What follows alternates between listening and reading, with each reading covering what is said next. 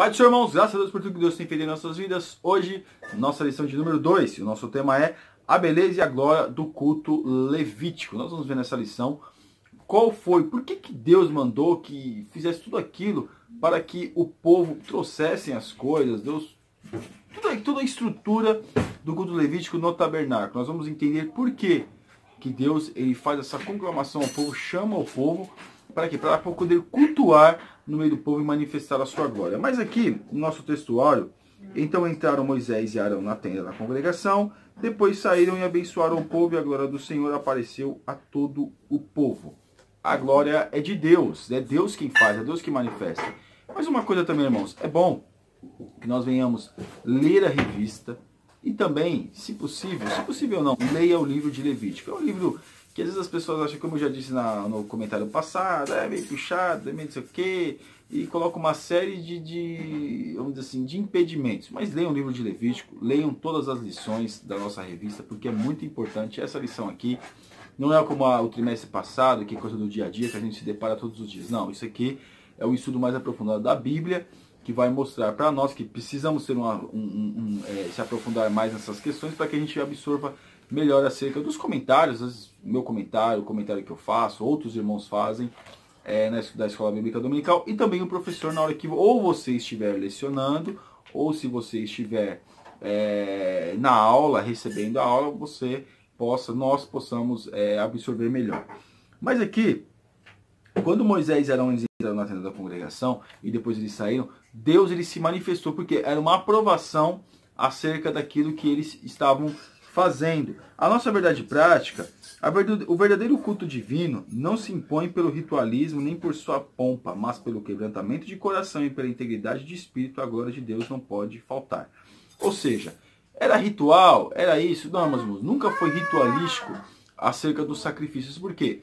Porque eles traziam sacrifícios e cada hora eles tinham uma motivação para levar o sacrifício.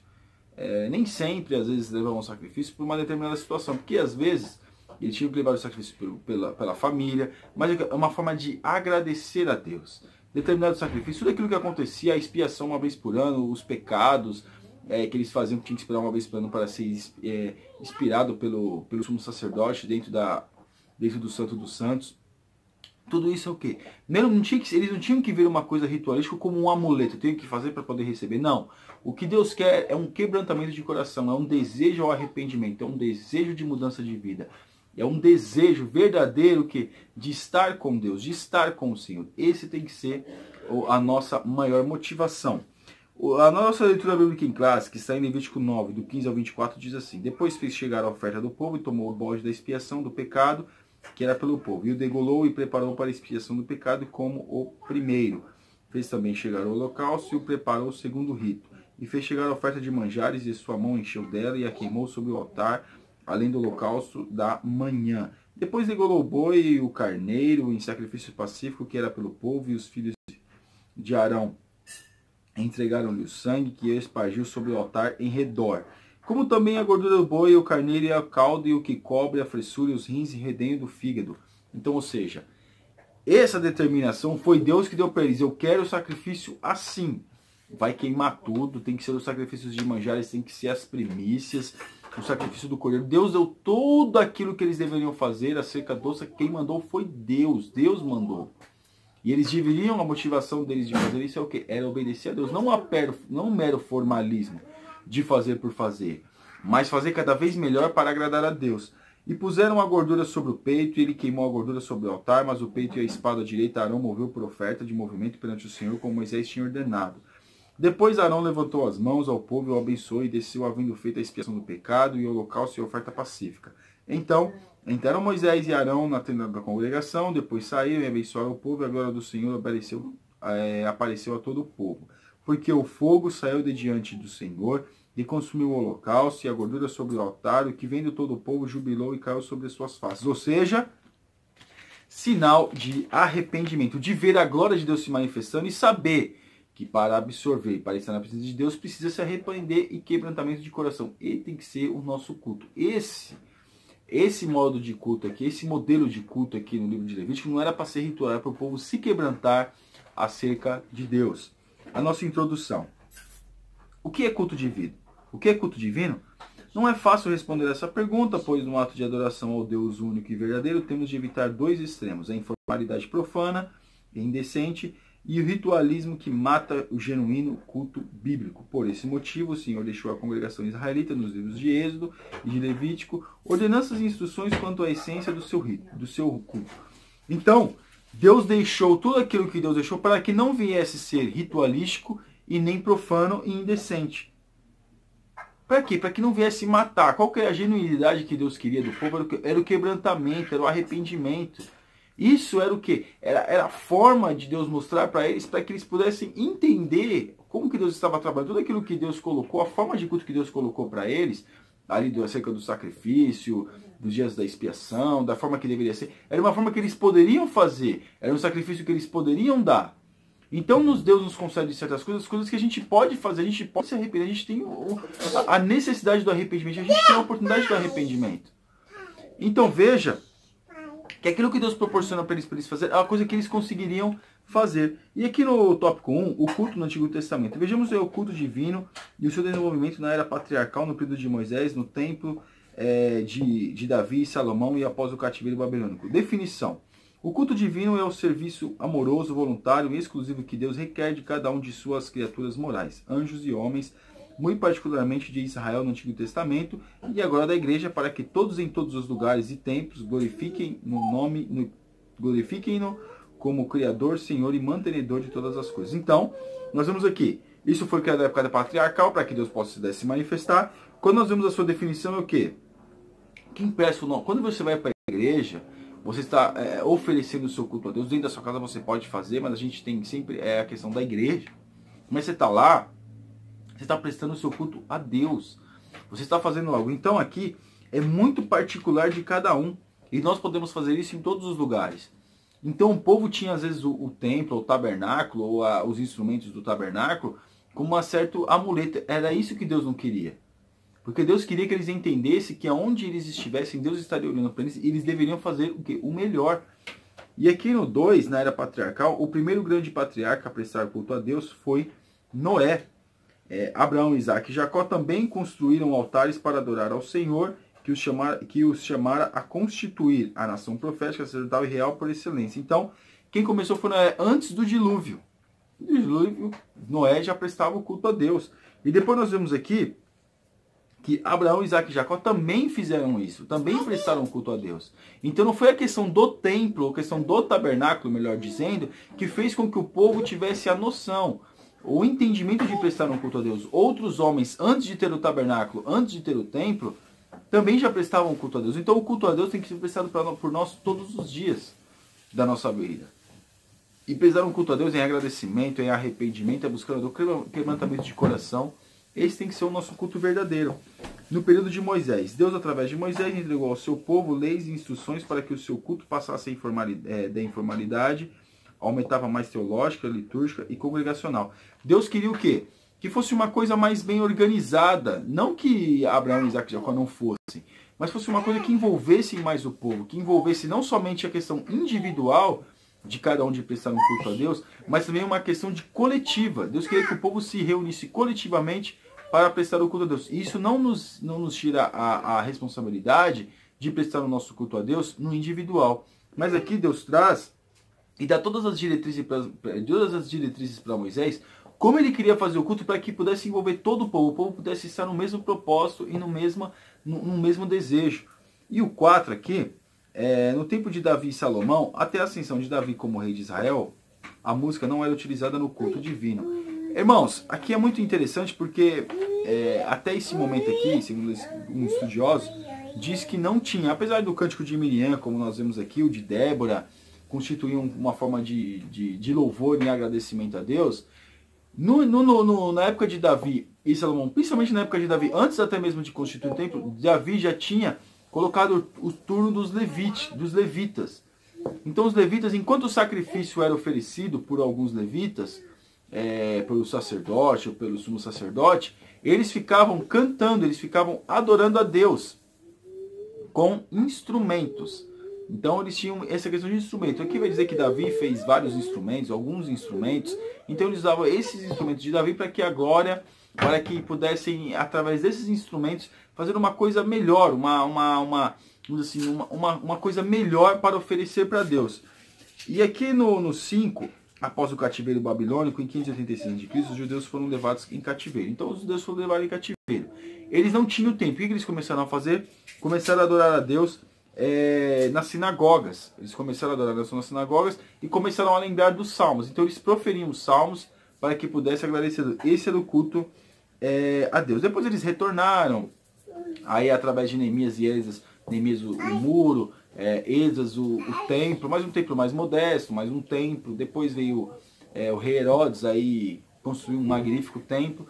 Mas aí eles tinham a questão das sinagogas. Então depois do cativeiro babilônico, eles tinham a questão das sinagogas, onde eles também se reuniam para falar acerca da lei, para adorar a Deus também. E aqui no 2, o elemento do culto levítico. A fim de mostrarmos a beleza e a glória do culto divino no Antigo Testamento, tomemos como exemplo a consagração do Santo Templo pelo rei Salomão em Jerusalém. E que aqui, ó, tópico 1, sacrifícios, o culto inaugural. Nós vemos aqui que foi um sacrifício tão grande que Deus se agradou tanto da postura do povo, da forma que o povo encarou, da forma que o povo se colocou na presença de Deus, que Deus manifestou a sua glória tão maravilhosamente que encheu o templo. Que encheu, claro, Deus é muito maior do que o templo, mas encheu o templo, porque foi uma forma que as pessoas entenderam que Deus estava recebendo o sacrifício, que Deus estava recebendo aquele momento, que Deus estava recebendo tudo aquilo que foi feito. Então foi uma forma de Deus se manifestar e o povo entendeu que ele se agradou daquilo que o povo estava oferecendo. Os cânticos. Em seguida, os cantores e músicos puseram-se a louvar ao Senhor, entoando provavelmente os cânticos que Davi e outros salmistas haviam composto. Irmãos, os salmos, uma coisa para nós ressaltarmos, os salmos, eles não eram lidos naqueles dias, eles eram adorados, eles eram cantados pelo povo. O povo ia para a batalha e ia cantando salmo. O povo voltava da batalha, cantava um salmo. Aí, como Davi tinha composto os salmos, eles começaram a adorar. Salomão, os músicos ali, começaram a adorar os cânticos de Davi, os cânticos que Davi tinha entoado e até mesmo outros salmistas que passaram. Então, eles acabavam... que Davi foi o que mais compôs os salmos, né? Então, eles adoravam através dos salmos de Davi, eles estavam adorando a Deus. E o 3 aqui, exposição da palavra. Logo após, Salomão dirigiu-se ao povo, fazendo uma síntese da história sagrada até aquele instante. Ele mostra a clara intervenção de Deus em cada etapa da existência de Israel.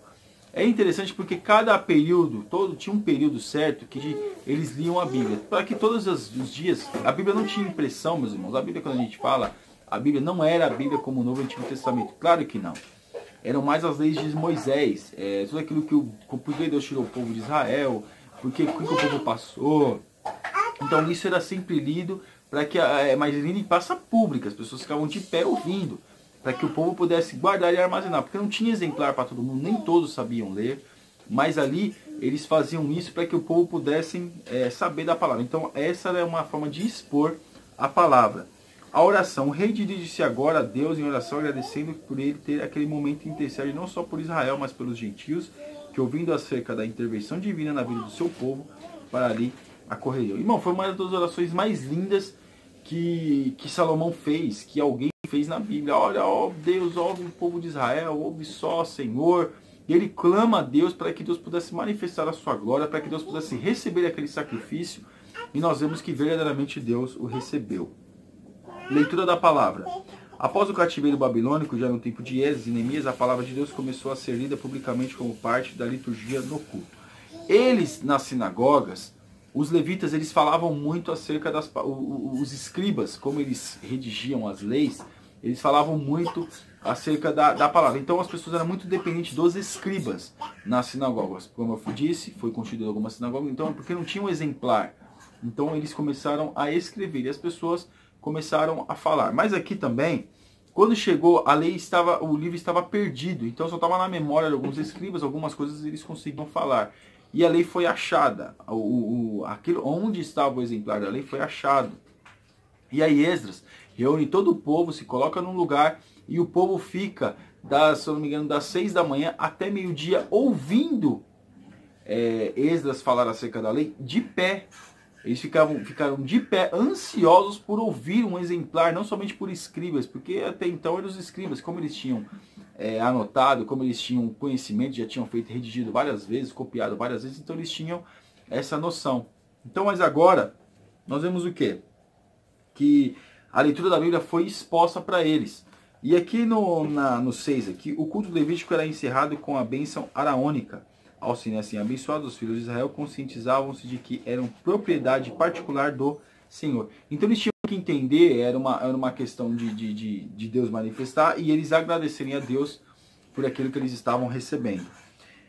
Finalidades do culto levítico. O culto levítico no Antigo Testamento tinha 4 finalidades básicas: adorar a Deus, reafirmar as alianças divinas, professar o credo mosaico e aguardar o Messias. Era uma celebração teológica e messiânica. Então, é uma questão muito importante porque eles sempre esperavam no Messias. Então aqui, nós vemos que tudo aquilo que é o templo, os utensílios do templo, algumas coisas do templo, tudo prefigura acerca do Messias. Então tudo isso é um simbolismo acerca de Jesus, acerca do templo, acerca do cordeiro, acerca de alguns utensílios. Tudo traz um simbolismo para nós acerca de tudo isso. O tópico 1, a parte 1 aqui, adorar ao único e verdadeiro Deus. Ao reunir-se para adorar a Deus, a comunidade de Israel demonstrava duas coisas: a aceitação do único e verdadeiro Deus e a rejeição dos deuses pagãos. Era essa a finalidade, de eles entenderem que Deus, o Senhor, Deus Todo-Poderoso, é o único Deus. Então eles tinham que entender, olha, nós estamos fazendo para Deus, nós estamos fazendo algo para Deus. Ele é o nosso Deus, então nós estamos dando o melhor para Ele. A parte 2, reafirmar as alianças antigas. Então, era uma forma de eles valorizarem acerca das alianças que já tinham feito, que Deus fez com Abraão, Isaac e Jacó, que Deus também automaticamente fez com Moisés. Então é uma forma de eles entender as alianças que já tinham sido feitas para que esse povo pudesse ser alcançado. Porque Deus fez uma aliança, Deus não quebra aliança conosco, somos nós que quebramos a aliança com Deus. O 3. Professar o credo divino. Em seus cultos, os israelitas, guiados pelo ministério levítico, professavam o seu credo: ouve Israel, o Senhor nosso Deus é o único Senhor. Então eles estavam sempre dizendo, olha, ouve Israel, o único, esse é o único Deus, ouve Israel, o único Deus, esse é o único Senhor. É uma forma de quê? De eles entenderem que não tem outro Deus, só Deus é Deus, só Deus é poderoso, só Deus é soberano, só existe Deus, só Ele é. E para que eles não viessem se misturar com os outros deuses.